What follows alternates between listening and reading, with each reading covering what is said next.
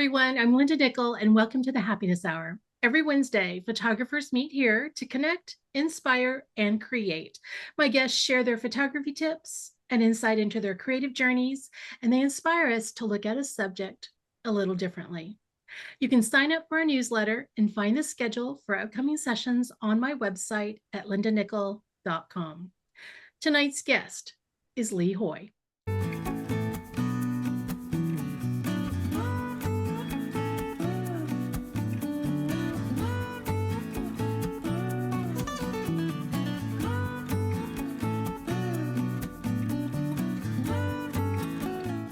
Lee's home base is in the Davis Mountains of West Texas, but his work with Wildside Nature Tours keeps him in the field as he leads photography workshops all over the world. His favorite destinations include Zimbabwe, Yellowstone National Park, the Galapagos Islands, and his own backyard in West Texas provides great opportunities to make captivating imagery.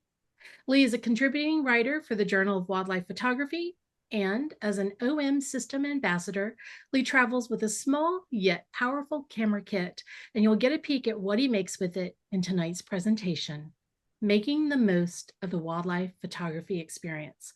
Lee will talk about skills, habits, tips, and knowledge you need to take your wildlife photography to the next level. If you're on Instagram, you can find him at Lee Hoy Photography, and you can connect with him through his website on Linktree/Lee Hoy Photography. And you can subscribe to his YouTube channel at Lee Hoy Photography. Welcome to the Happiness Hour, Lee.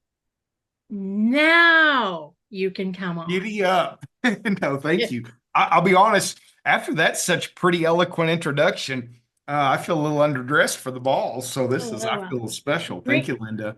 Bring your game. Bring your A game. Listen, I'm bringing this. Listen, I got my Amarula from Africa, man. My A game just got kicked up a notch. Yeah, I've been so excited to be here. I was supposed to join back in April, and I was in Cuba. And little did I know that it is illegal to Zoom from Cuba. And once I got to think about, like, well, that would be an interesting way to foster a revolution. So I'm now in West Texas, and it's not illegal to Zoom from out here. Some of you may wish it were by the time I get done, but I am going to walk you through one of my favorite concepts. This concept that I came up with is my overarching outline, if you will. I've got an outline for a book, but then I write articles for the Journal of Wildlife Photography. I've got all these areas that this comes out, and as I flesh this out, I talk about and do a lot of things that I don't ever hear other photographers do. As far as I know, I'm the only photographer in the U.S. that does a camera brand specific only workshop. That's either a sign of pure genius or complete idiocy, and I'll let you decide which one that may or may not be. I do a mentorship program for OM System, very intense, 6 to 8 month experience. So I like teaching. I like helping other people capture amazing shots. So having said that, I'm going to share my screen with you so that you guys can look at this awesome presentation I've put together. This tonight, I'm talking about making the most of the wildlife photographic experience. The very title of this was born out of seeing a limited but a handful of photographers that either miss a shot and let that experience destroy their day and sometimes the day of others, or people that don't fully comprehend what photography is always about, okay? So I'm going to walk you through what making the most of the wildlife photographic experience is tonight. And whoops, for some reason there we go. My presentation is not wanting to go ahead. So as Linda said in my introduction, I am an OM System ambassador. I shot Canon for 25 years. I saw they were falling way behind in the mirrorless world. I was tired of spending an obscene amount of money and carrying a lot of weight. So I shot Sony, Canon, and OM, what was Olympus then at the same time. Looking at all the special computational features, the price, the quality, it became a no-brainer for me. I sold all my Sony, all my Sigma art lenses, all my Sony lenses, all my Canon gear, and shifted completely to OM. Pretty proud of the fact that within a year of doing that, I was invited to join their North American Ambassador program. I am a senior photography workshop instructor for Wildside Nature Tours. I was just a precision camera and video in Austin yesterday, helping them plan out some of the special events. For those of you in the Austin area, they do the expo and they do other events, which are a wide variety of photography genres. But I planned the first ever wildlife only day at Precision Camera in Austin. And we'll be doing it at the Woodlands, and a landscape night sky only day. So it won't be mixed in with portraits and stuff. So you'll be getting more about that. And then, as I said, I write for the Journal of Wildlife Photography. Linda said I live in the Davis Mountains. It was 27 this morning when I woke up. I think it's around 32 right now. I love it out here. The picture on the left is my home at the end of the monsoon season, the McDonald Observatory in the background, where I'm sitting talking to you right now. If I lean to my left around one of my monitors, I'm looking right at the observatory. The Milky Way is pretty spectacular out here. So I love calling this place home. I always like to share what I've been doing this year. On the left is an image I captured in Panama by sticking a light source under that leaf and illuminating the cool colors. The bird in the middle is the smallest bird in the world. I finally got to photograph that, the bee hummingbird from Cuba. And then the massive Andean condor there with the Andes in the background in Argentina. I've been really fortunate this year to go and explore some pretty amazing areas. Well, so let me ask you all a question, okay? And you're welcome to respond in the chat. You're welcome to not respond, but here's what I want to ask you. What is more important? Okay, here's the question. What is more important? Is it, for some reason, because I clicked on the other screen, well, my computer's being a little turd tonight. The image or the experience? What do you think is more important, guys? Is it capturing an image, or is it the overall experience that goes into it? You can jot your thoughts down over there in the chat, okay, while you're thinking about it, okay? Okay, so far it's being flooded with experience. The experience, okay. Well, so here's my take as I've contemplated and fleshed this out. What is more important, the image or experience? Well, if you have a great experience but no image, that's not really photography. But if you have an image without much of an experience, that is kind of a stale endeavor, okay? So what I hope is that by the end of this evening, you will understand how the image and the experience ought to be relational, not separate, not optional, but relational. Okay. So let's walk through this. So, here's a good example. Galapagos Islands, you're looking at the rarest gull in the world with one of the most iconic scenes in the Galapagos. That's Kicker Rock in the background. Now, most of my clients hit this beach, and the first thing they do is they go sprinting down the beach, because for a lot of beginning photographers, in their mind, the best shot is always just over the next place or just 100 yards down the way. But I sat here for over an hour and a half waiting for this lava gull that had been down on the beach to hop up on this rock and give me this shot. I knew what I wanted. So I had a phenomenal experience, but I got the right image. I got the perfect head angle, separation between Kicker Rock and the bird, nice overcast light so that the bird wasn't too harsh. I mean, really a really nice experience there, but I came away with a great image. Okay. So I came up with a formula to help people understand how I get here. Preparation, which is mainly stuff you do before you ever get out in the field, plus skill, technical, creative, there's personal, there's all kinds of different skills. And if you multiply that by patience, that will generate luck. Okay. Most photographers don't do enough preparation. They don't learn animal behavior, mammal behavior, insect behavior, bird behavior. They don't understand climate, weather, and how that's going to affect shooting conditions. They spend a lot of time on a couple of narrow sections of skill. A great many don't really have enough patience, which is probably the most underrated trait, I think, of phenomenal photographers.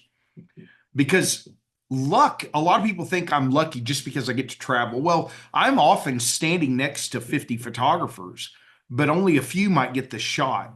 Well, everybody else was standing there, so why weren't they lucky too? Well, it's because of these other elements that you find in my formula for success in nature photography. So learn that formula. Preparation plus skill times patience equals luck. And what we're going to do is we're going to walk through this evening. So first, let's talk about preparation.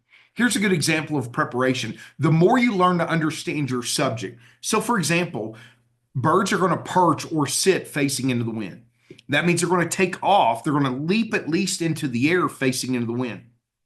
So if you know the wind direction is out of a certain direction when you wake up in the morning, you step outside and you're planning to go to a certain spot on a beach, but you know that you wanted to shoot front lighting for that morning or maybe side lighting, but you know the wind direction isn't correct, then you can alter where you're going to go before you ever get there and discover that it's not going to be good because you know that birds are going to perch or sit or fly, primarily taking off into the wind.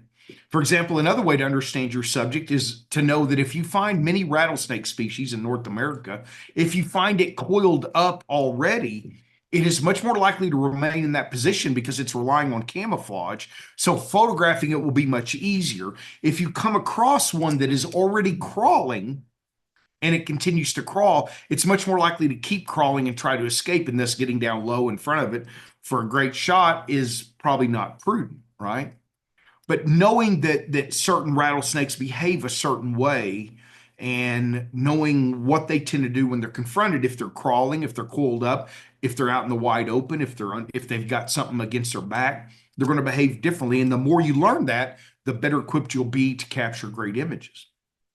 If you don't know that a lot of beetles play dead, so that if you grab them to reposition them for a shot, you might be waiting 10 or 15 minutes before they start to try to act normal again. So just thinking, well, I'm just going to rearrange this bit. Well, you might have just, man, they go stiff-legged back. I mean, forget it. You're not getting a shot of them. But knowing that can help save you a lot of time and frustration. Knowing that a lot of species of flycatchers will sally out to grab an insect and then fly right back to the same perch.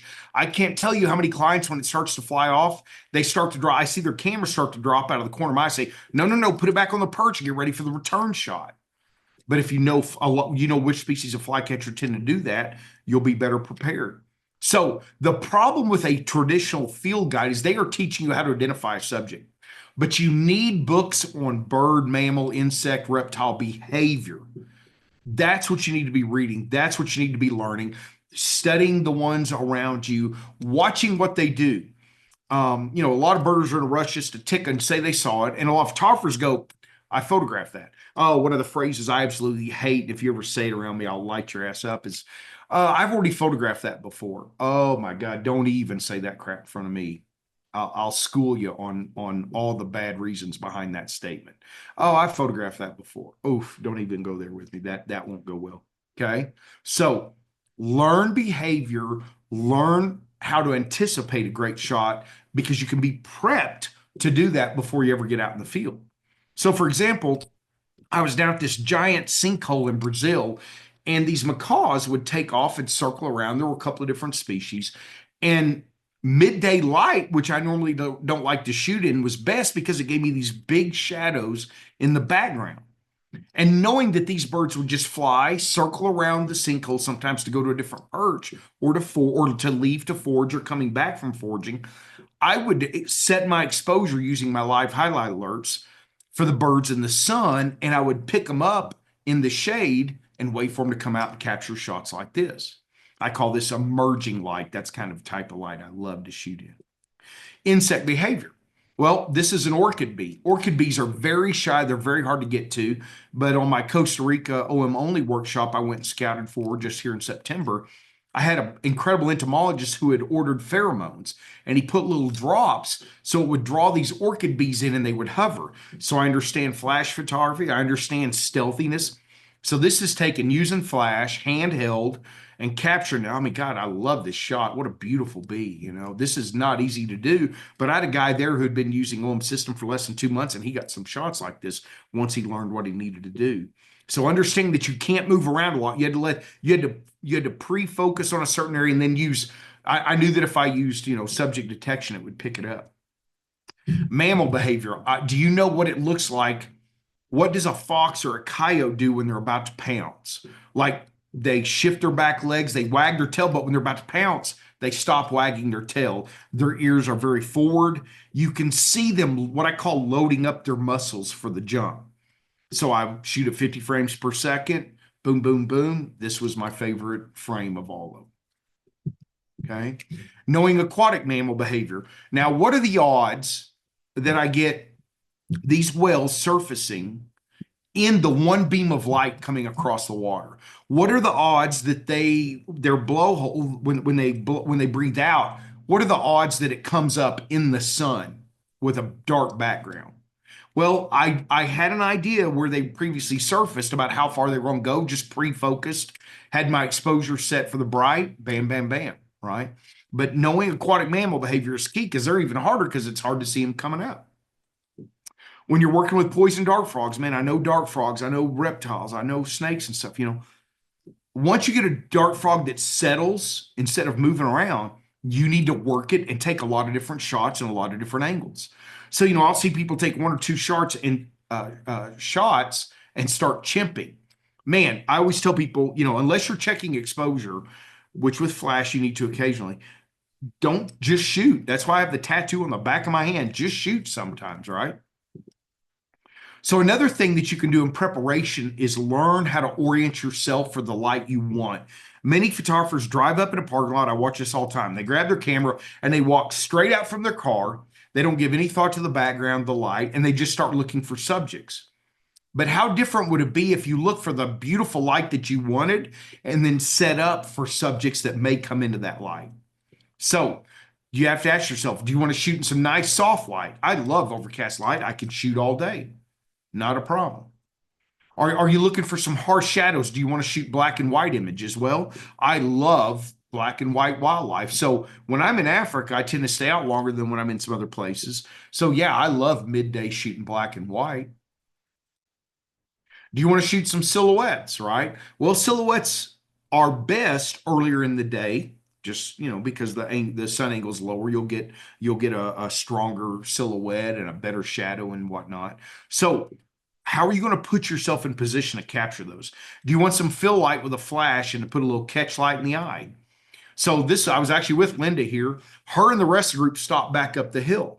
This was in the Faroe Islands, but the winds were brutal, absolutely brutal. But I saw a spot where the cliff curved back out. So instead of having to shoot with the ocean as my background, I wanted to with the flowers or other puffins in the background. And the wind direction, it was so they came in like someone like a 6-year-old throwing a football, completely out of control. And it was overcast light. So all I had to do, I could shoot from any angle. All I had to do was find the best angle for the approach the birds were taking. And I also knew the elevation of the birds that would give me the light and the angle I wanted. So when I got done with this bird, I immediately went my lens. I didn't look up or down. I went to that same area and looked for another bird coming at that same elevation. And it was just like manufacturing, just and then I'd go back and forth, Here, this is at a friend's place out in West Texas, and she set it up more for birding. Well, so in the morning, you tend to get this side light, which can be gorgeous. This is like raking side light. And raking side light provides a lot more depth and texture to an image than direct frontal light. So particularly raking side light is this scaled quail fluffed its feathers. Man, that cool scallop pattern on the edges really, really stood out nicely. I was driving along in Grand Teton the other day, and there was this fog and it was backlit. And as we drove by, I could tell, I said, oh, and I could tell from the reaction of my clients, none of them, they're all like, what is he talking about? But I knew I needed to drive another quarter mile down to get the right light. Okay. And they looked back and I knew right away they didn't understand what was going on. And after we got out and shot, then they were all like, oh, now, yeah. This is, and one of them said, I never saw what you saw. Well, it's because I was looking at orienting myself. I could see the light I wanted, even though I wasn't in the place for that light. That's preparation. I knew where the best shot would be, but when I first saw him standing there with the fog and the trees, it did not look like this. It looked boring, but I knew a quarter mile down the road, it was going to blow their socks off. And certainly some of my favorite shots of the whole trip right there. This is another example. I could not get the client to catch what I was trying to do.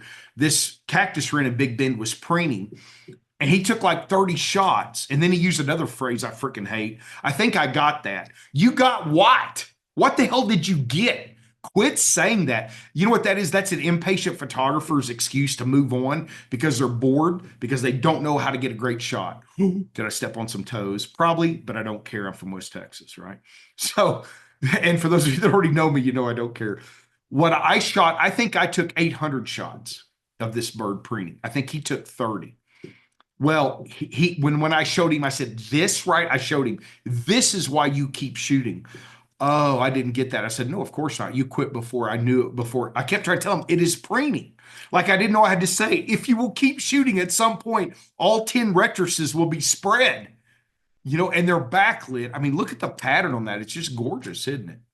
So again, he kept trying to figure out how to get front lighting, but there was no way because there were thorn bushes. I said, you don't want front lighting. Come over by me. No, I got this. And I was like, oh my God, why are you paying me? You know? So, you know, another thing, when it's overcast light, then you sometimes you can't reposition yourself. I'm in a snow coach, and this female coyote went up the slope around us. Well, I couldn't follow her up. That wouldn't be ethical. You know, we needed to stay near the snow coach. Well, so I couldn't reposition. And I love this shot with the snow movement and the way she's walking through the rocks. And, you know, in a way, it kind of makes me think of a Bev Doolittle image. So another thing about preparation is anticipating your settings. If you want to revolutionize how many great images you capture, this is one of the most important skills. And I don't know if y'all understand what I'm talking about, but if you chimp in the field, you know, I'd like to Tanya Harding you, because nobody's ever captured a great image chimping. You will almost never see me chimp in the field because I've never taken an awesome shot looking at the back of my camera. Okay. So what I do, as soon as I finish capturing shots, I then go, what might be the next shot? And I'm looking at my settings, right? So if you're with me in a boat in Brazil's Pantanal, which I love, my second favorite trip, if we're going down the river, I'm going to pick a side of the river to photograph on where the light is going to be best. Now I know what you're going to say, but what if it's over there? Well, I don't care. I'm willing to miss that shot so I get the better shot over here. So I'm going to set my exposure, my shutter speed, my aperture, my ISO as close as possible to where they already need to be for the next image. And if the light is changing as I go down the river, I am constantly changing one of those settings. Is your drive mode where it needs to be? You know, I have people go, oh, you shoot at 50 frames per second. That's a lot of images to call. Yeah, it is a lot of damn good images. It is. It's a lot of really. So what I do is I go through and I pick the best of the best of the best. I capture grimaces that you don't get at 20 frames per second. I'm not saying you need to shoot high. I'm explaining I know where my drive mode needs to be for me to get the images I want. Then do you have a custom modes preset where you can get to in a second? You know, if you go out one night and you shoot night sky and you use that same camera body to do wildlife the next morning, and all of a sudden you press the shutter button and you hear click, you know you're screwed because you forgot to change your, you know, your night sky shutter speed from 15 seconds to 1500th of a second. And now you got to wait 15 seconds before you can fix it, right? How are your autofocus points configured, and do you know how to quickly change them? And if you say, well, I don't ever find I need to change my autofocus points, then you're not shooting enough. You're not shooting enough challenging conditions, enough subjects. You're subjecting yourself to results of your gear rather than you being in control of your gear. So here's an example. Talk about a tough exposure situation. The sun isn't quite above the horizon, getting close. This is in Brazil at a pond right out by our lodge. I've got this skimmer coming around, strong backlighting.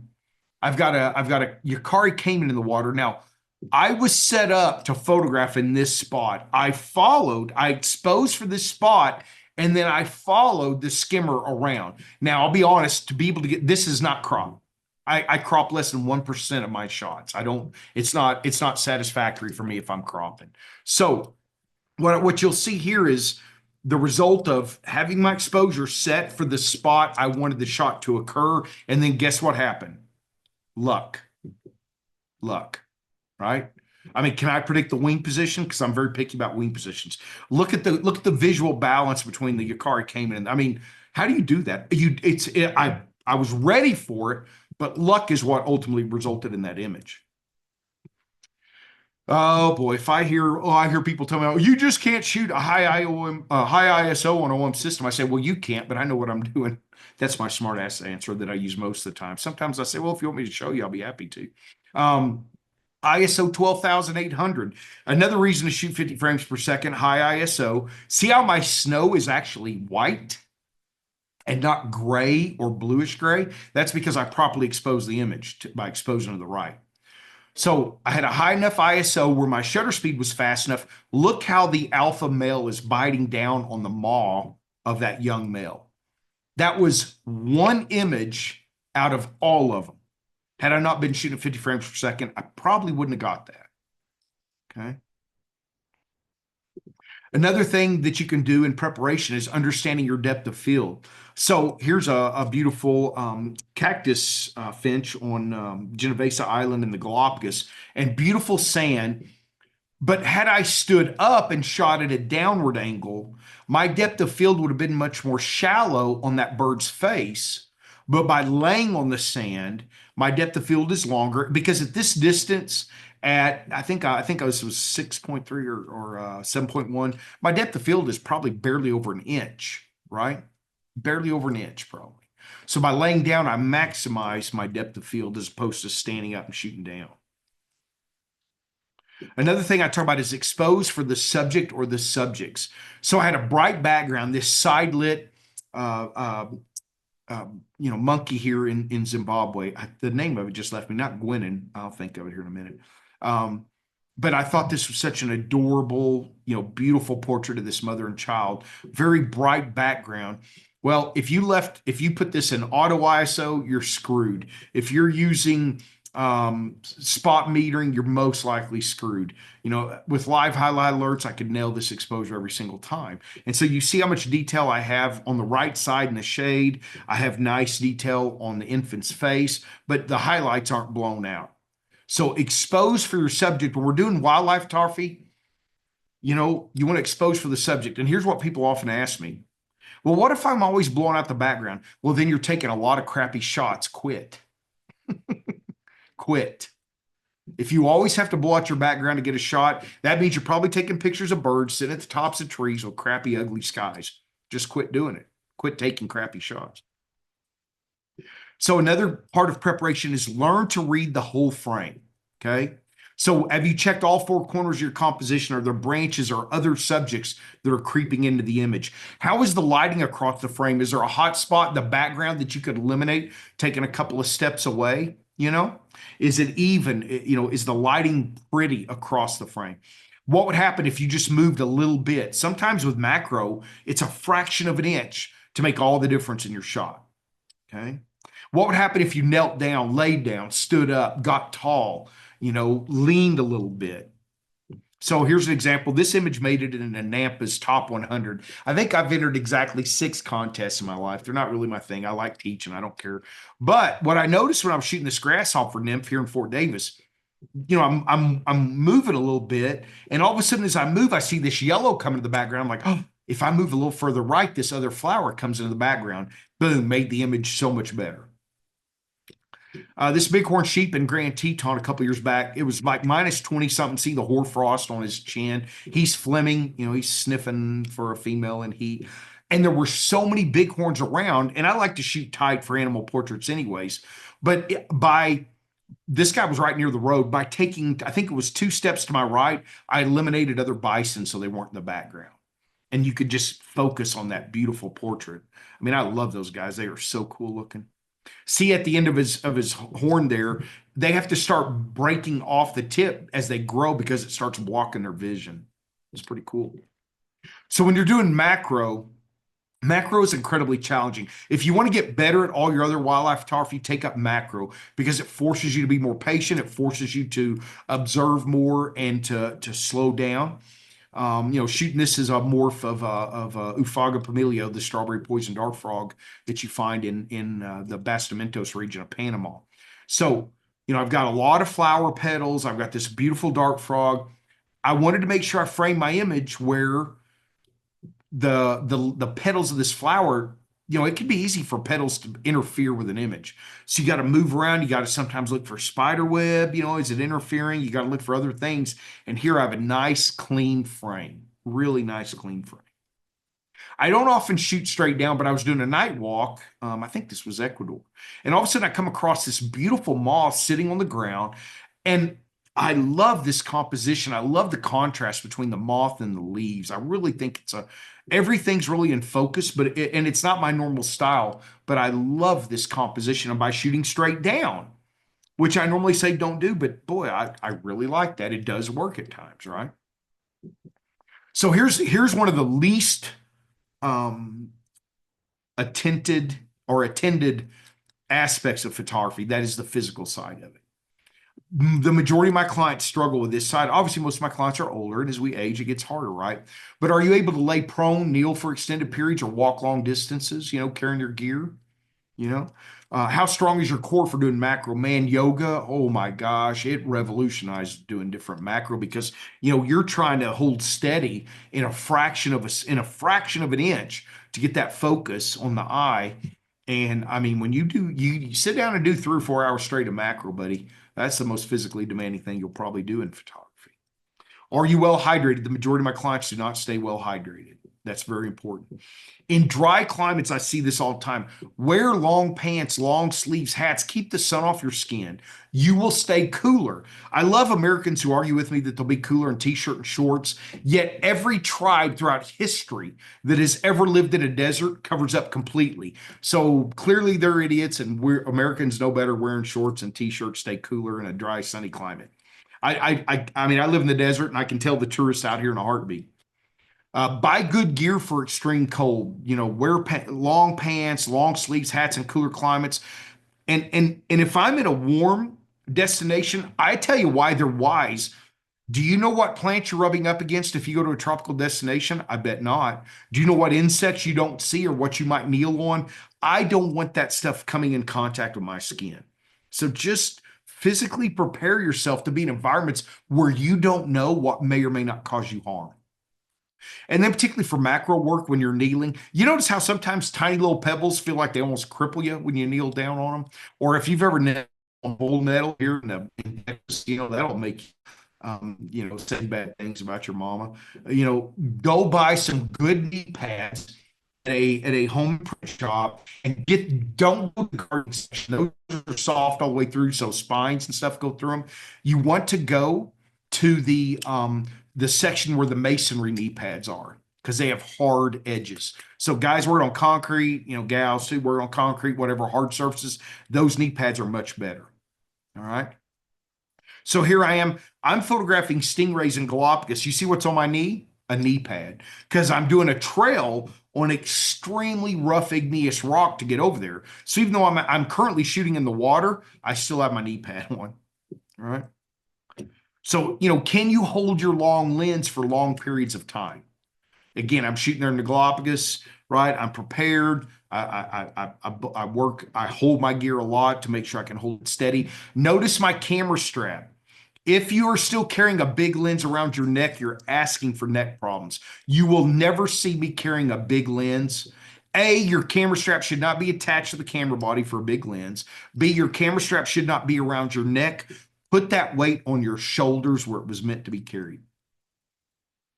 And every now and then you might have to kneel down because a Chinese tourist sees that you're a professional photographer and thinks that means that you're going to be awesome at portrait work. And she hands you her phone and you go, well, I'm going to do my best work. And I told her to spin around and by God, it turned out awesome. I mean, even a wildlife guy can get a cool, and this was a client of mine taking a picture of me doing this for this cool tourist. She was very happy. And then sometimes your training needs to be very strict. Sometimes you got to work really hard. No, listen, OM System employee took that picture, but OM System did not buy the drinks. This is not a recording. That I need to say that and clear the air, right? You know why? Because like I'm in a boat, I have one leg completely out to the side. I'm slid as low as I can. The edge of the boat's digging into my armpit. I'm holding the camera as low as I can above the water to get this angle, because this angle is very different than sitting in the boat upright. Very different image. Here, you feel like you're the prey.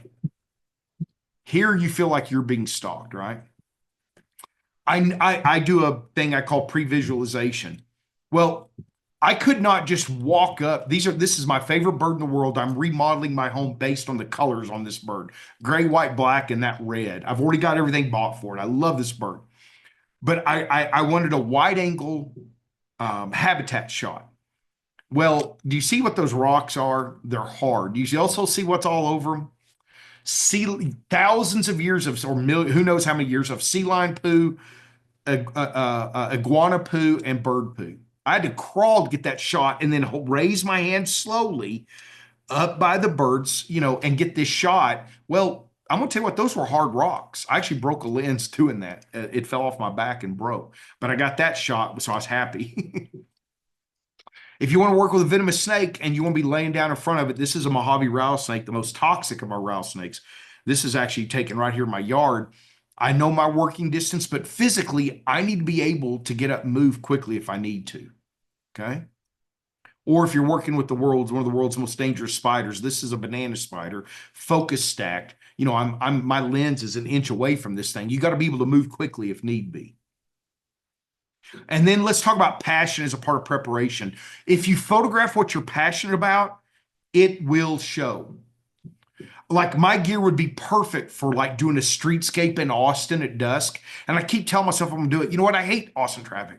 I don't want to get in traffic to get somewhere at dusk to do the shot. That's not what I'm passionate about. I want you to work on developing your own style that's going to reflect what you like and enjoy.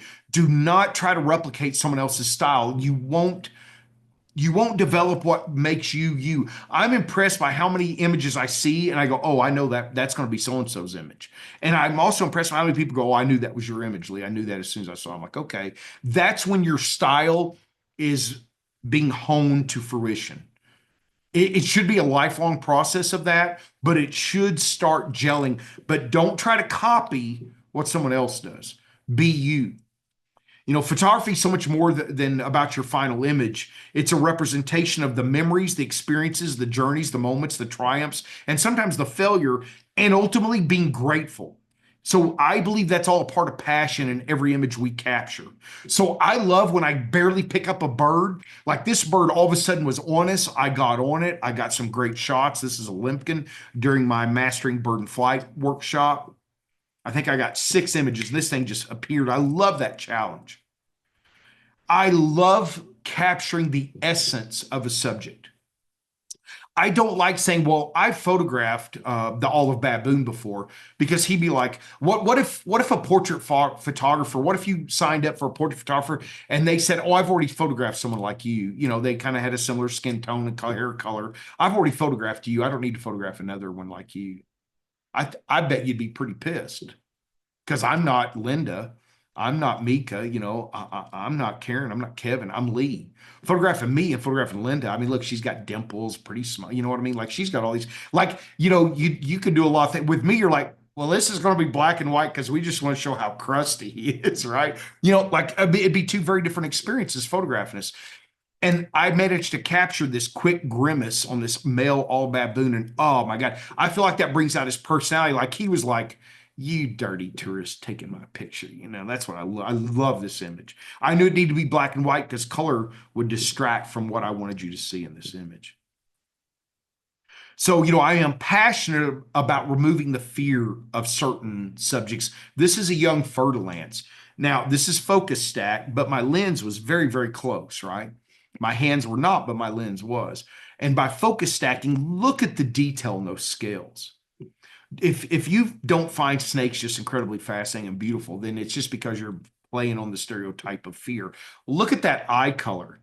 I mean, if that was a dating app, that eye color alone would catch you. You'd be swiping right, baby, on that eye color, right? Look at that pattern. It's just gorgeous. So I try to remove the fear of subjects through my imagery.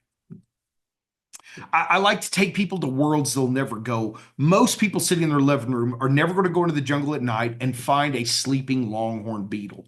but he looks just like a 3-year-old that refused to take a nap and finally just collapsed. I love this image. Like, you talk about a longhorn beetle with no cares in the world. Like, he either looks like he had a really rough day or he is living peacefully in the tropics, right? I love that shot. I like to show beauty of nature. You know, so many people never leave their couch. And this is a long lens. This is 20 something images. You know, most people were shooting with their long lenses to get an individual bird. I saw the color. I leaned my medium telephoto on the long lens because I'd use slow shutter speed. Look at that. That is 20 something images. If I had a big enough house, that'd be on my wall. I mean, I love that thing. I loved, I like highlighting individuals versus calling it a species. Okay. So yes, this is a rufous hummingbird, but I always call him Bob because he has a different life than a lot of other rufous hummingbirds. So by using, this was shot with a black background. There's no quote compositing here. I set up black acrylic in my backyard doing high speed hummingbird stuff. So this is as shot. One of my all-time favorite hummingbird shots I've captured. The colors. So when you photograph a subject against a black or a white background, none of interior designers, right? So because this is all about this individual bird. This isn't a field guide shot. This is about highlighting Bob and his life as an individual, not as a species that we lump him into. Okay. I love getting out at night in the tropics. In Panama, I didn't know it, but in Panama, I found out that I'm the only guide that takes his group out at night, and we went out at every night. And I said, we had 2 new local guides, both young ladies, awesome. They were phenomenal. And I said, so what did you find out? I said, what'd you think when I told you we were going to go out every night? And she just said, loco gringo. I said, oh, okay, yeah, I can live with that. That's fine. Yeah, probably. But you know what? You would never get this shot during the day. Look, I believe this is the clown tree frog, and I happen to catch him peeking around this gorgeous leaf. Oh, my God, I love that shot. But if you don't go out at night because you're scared or you're tired or whatever, well, you're not getting that shot. So another part of preparation is asking yourself, should you hire a photography guide and workshop instructor? Now, obviously, there are budget things that come into consideration. When I was younger, I could never afford to hire one. Now I'm old enough, wise enough, and I have the money to go, you know what? Why do I want to waste a lot of time in a new area just trying to figure out where to shoot? Why would I waste that time? Well, I might save $500. Holy crap. I can tell you what, you get 10 phenomenal images. You'd be wishing you paid that extra $500 if you had it. The key is if you're going to hire somebody, give them as much detail as possible on what you want to shoot.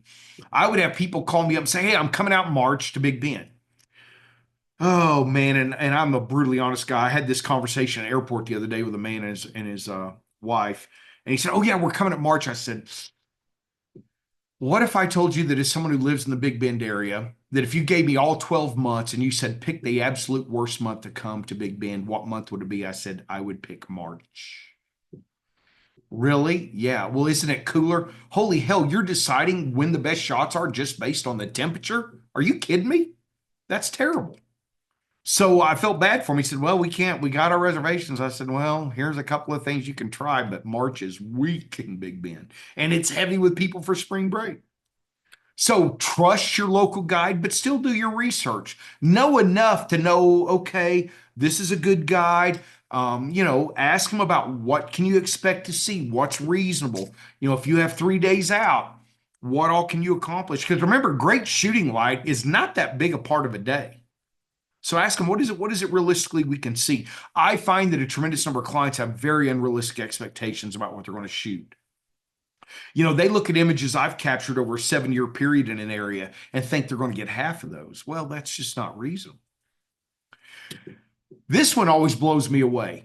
If you pay me a ton of money to take you out, why aren't you tailgating my ass all the time? So I have 2 key phrases that I love all the time. Just shoot. The other one is, it's your tour. Now, guess when I say it's your tour? When you're suggesting we do something that's dumb, but the price remains the same. So I'll do it because it's your tour. But by God, you're making a really bad decision. So why you don't tailgate your guide blows me away. I know some people get impatient. They wander off, always wander off back behind the group where you already came. Quit flushing stuff out in front of the group. That's rude. But stay near your guides. They have the eyes. They know what they're looking for, right? I can't tell how many people miss shots because they go wandering off. For example, this is a good example. Kevin and Lachlan and I were leading up right after COVID. We were one of the first boats back in the Galapagos. This is the Santa Fe rice rat, the only native land mammal on the islands. It was out. It had gotten so used to the people not being there. It came out and was eating on this prickly pear pad. I think I took over 1,000 images of this mouse. We had other groups from other boats. We were like, hey guys, we got the Santa Fe. And they'd be like, oh yeah, it's just her. Okay. The only native land mammal of the Galapagos, and it's out now at this time. Now on the subsequent trips, we don't hardly see them because they're back to being shy. So listening to your guide and knowing when you should spend some time. You know, Big Ben, when we were filming PBS, the Big Ben, the Wild Frontier of Texas, do you know what the cinematographer did to me? He called me up. He goes, Lee, I need an elf-owl nest in an agave stalk in a scenic location. I was like, holy mother of God, could you get any more specific? Second night out, I call him. I go, dude, I got it. Now I had to walk through brush where I had to wear hunting pants where thorns couldn't go through, middle of the night, stomping around. Dude, I was so happy. He's like, there's no way. I go, dude, get your crap together, brother. Come out. I got it. Because I know Big Ben like the back of my hands, right? Trust your guides.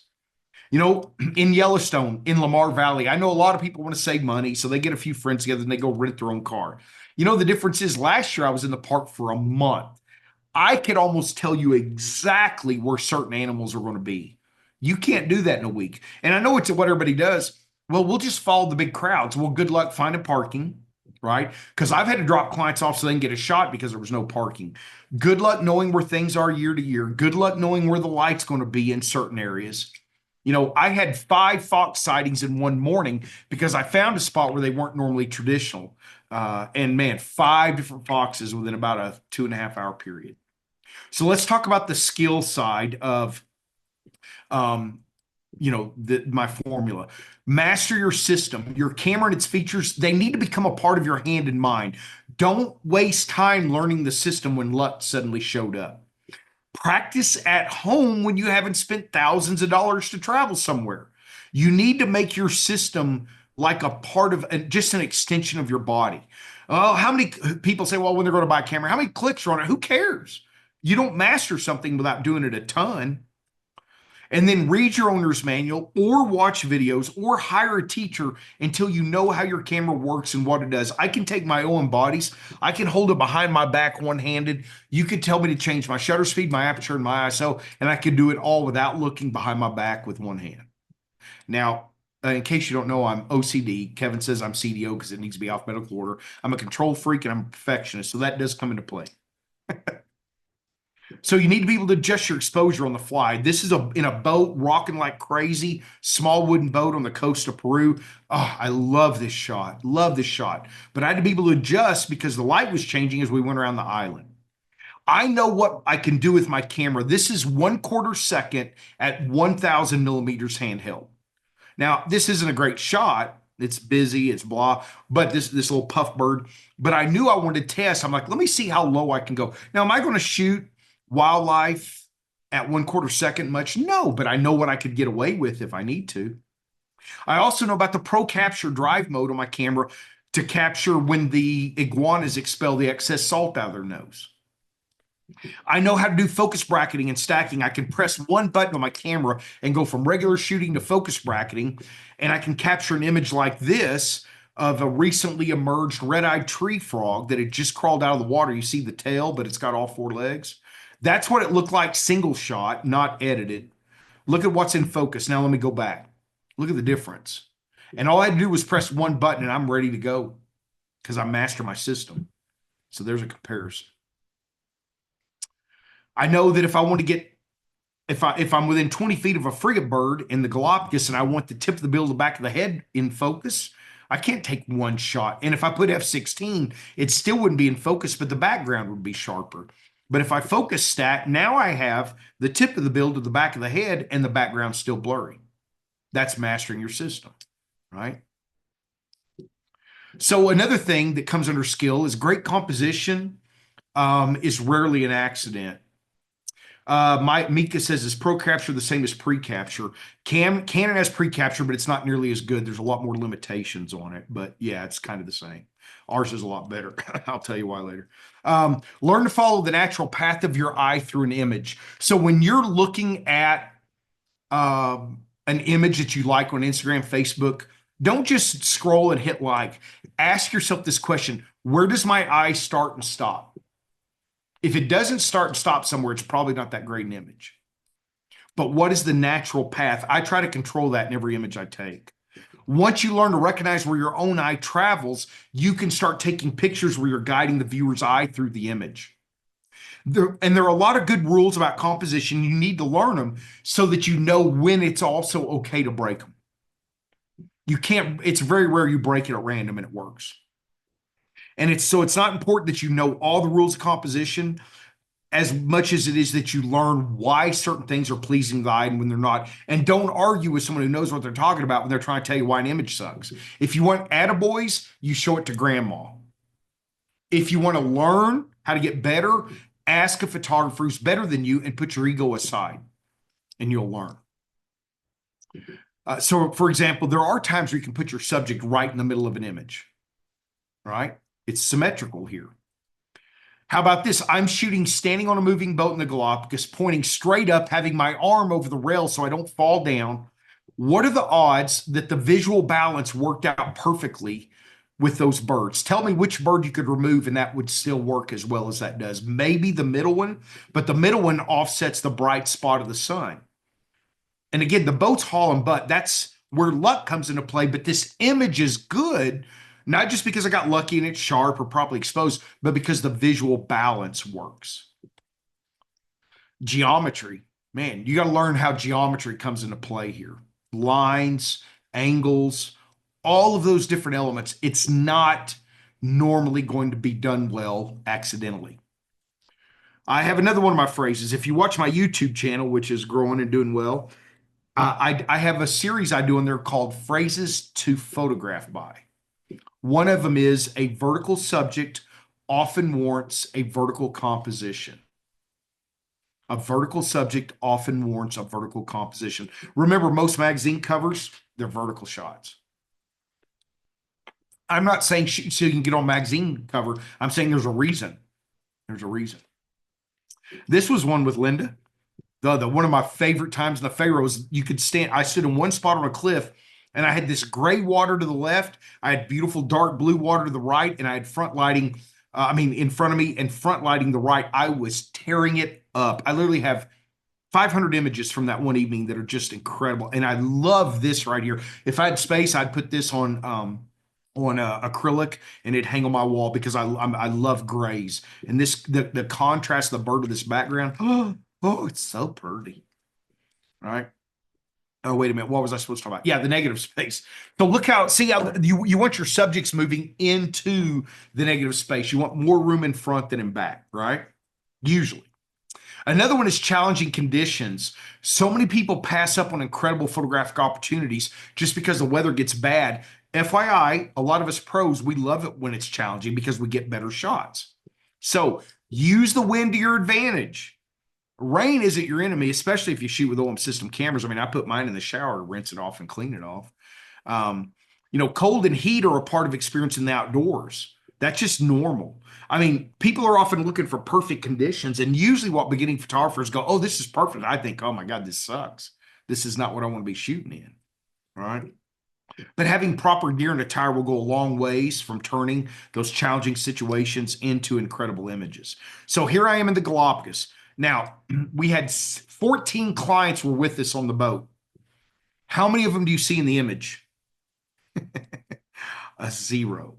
The wind was the strongest I've ever felt it on South Plaza. So normally the Galapagos shearwaters are 125 or more feet below us and you're shooting down. Do you see that shearwater on the left? Kevin Lachlan took this image. All the clients were huddled. Nobody was photographing except me and Kevin because we knew what we had. Do you see that beautiful Sesuvium, that red and orange colored plant there? Well, I've never hardly gotten these birds to fly against that stuff like that. right, against the rocks. You can tell from their body shape that the wind was brutal. So they would come whipping up the cliff, but when they turned around to go back down, guess what the wind did? It held them up. I could have shot there for 8 hours. And I finally said to my clients, are y'all just rushing to get back to the boat? Because I haven't taken a great shot from the inside of the boat yet. And they, oh, it's so windy. So what? That's when the great shooting is. Learn to use the wind to your advantage. See, oh, look at that. Look at that Sesuvium in the background, right? Here's another one. Now, do you see what's next to my right knee? Those are the very desiccated remains of a dead sea lion. That right knee reeked when I got back to the boat, but look at what I'm getting to experience.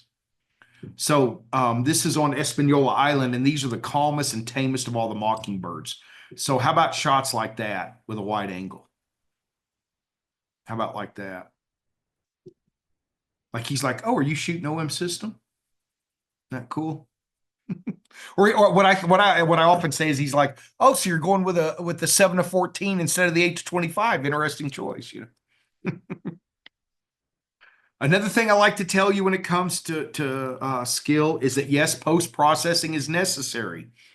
I don't know why, but I see some photographers who will say, this is straight out of the camera as if they're bragging. And all they don't realize is they're telling me that they don't know anything about post-processing or the fact that their camera is doing post-processing.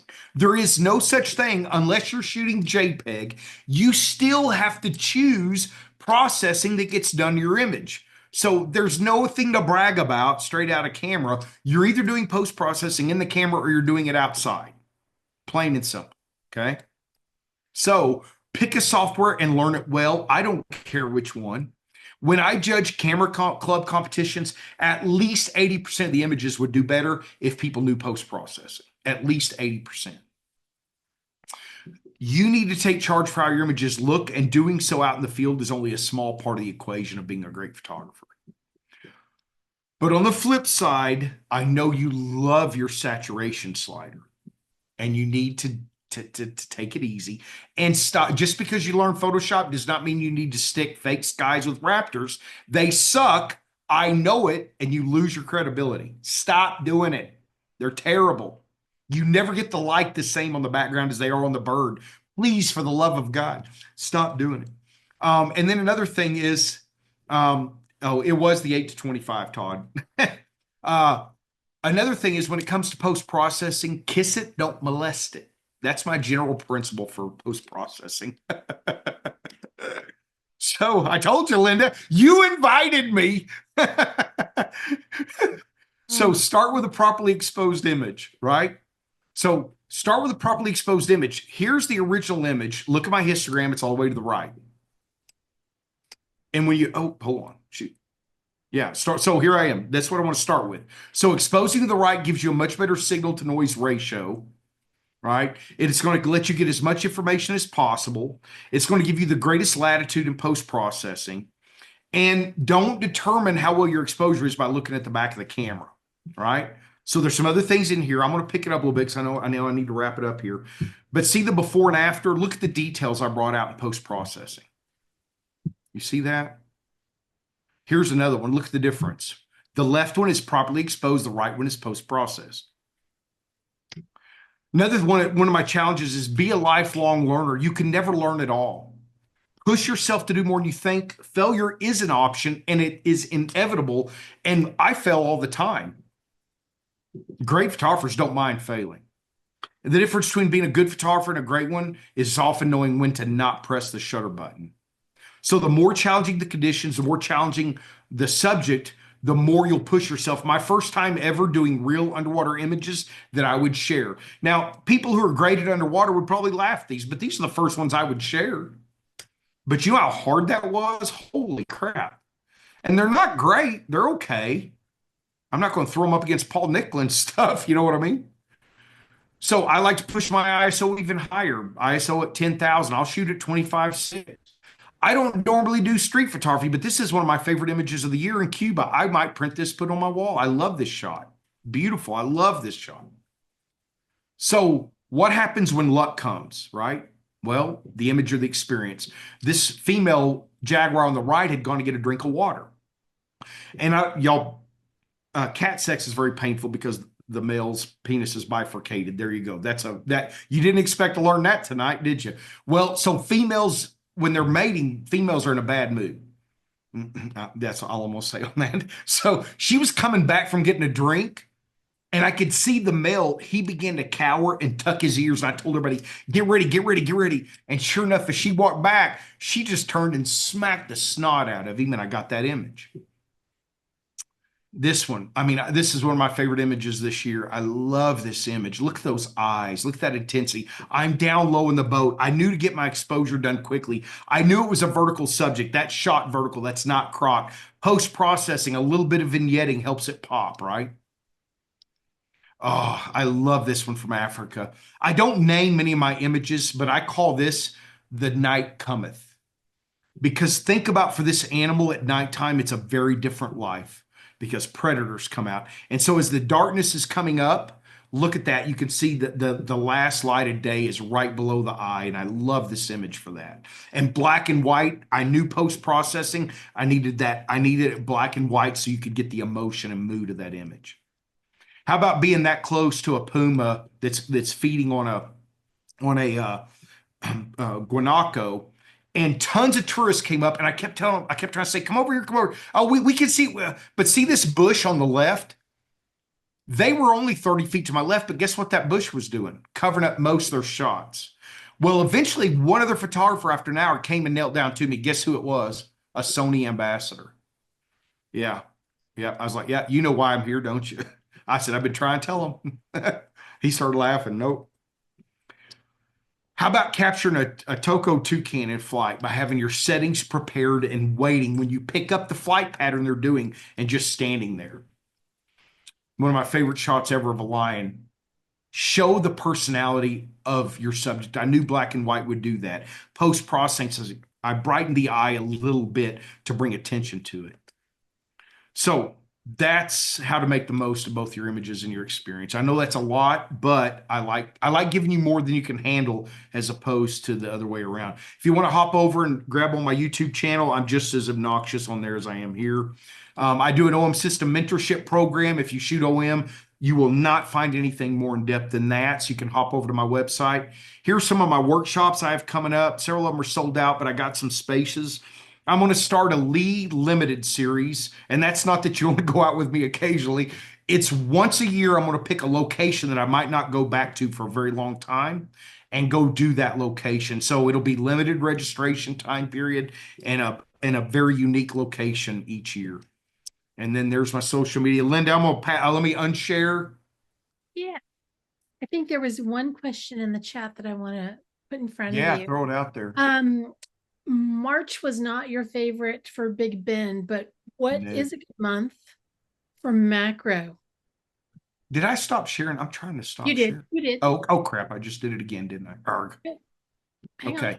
So my favorite month for Big Bend varies. Okay. But Um, macro, for macro. oh, for macro, right. So if you can come like 2 to 3 weeks after the monsoons, which are normally July and August. So September and October are normally, but if they're a little earlier in July than August, those are phenomenal. That's the best by far because the rains come and boom, the park comes to life. I shouldn't have said that because I can often have the park to myself in July and August. I love it. So yeah, macro is way best a few weeks after the monsoons. Okay. All right. I flipped through here. That you're welcome, Mika. I didn't see any other questions. A lot of nice comments, but I was expecting that. You guys, I will tell you, he was very calm and composed here in person. In person at 2 a.m., he's like 10 times this personality. So, and I got to have you basically to myself in those in the midnight hour. Yes, that's true. You know what? I had a great time on that trip. That was so fun. It was fun. It was fun. I learned a lot. And I'm very lucky, like what we were saying earlier. It's like, I'm very lucky. I put myself with the right people in the right places, and those experiences just magnify themselves because of that. So, Lee, Thank you for coming and doing this. I didn't think you'd say no to me, but I think I also asked you like at midnight one night. I'm like, hey, you can't leave. You're stuck here, and it, No, it I won't wasn't say like no to you. I'll do lots of favors for you. Well, I had a great time on that trip with all of you, and so no, you're on my list of what yeah. can I do for you, Linda. Well, if this is being recorded, so thank you for that little clip. It'll be playing over and over. I'm I'm I not love it. I I, love it. I'm not just a pretty face, Lee. I have to remind you. All right. Well, Lee, thank you for coming. Thanks for sharing. All right. This is the last session for 2024. I cannot believe this year is almost over. I want to wish you a joyous holiday season, and I hope that you'll join us on January 8th when we come back. And until next time, go out and create something beautiful, and hope that we see you again soon.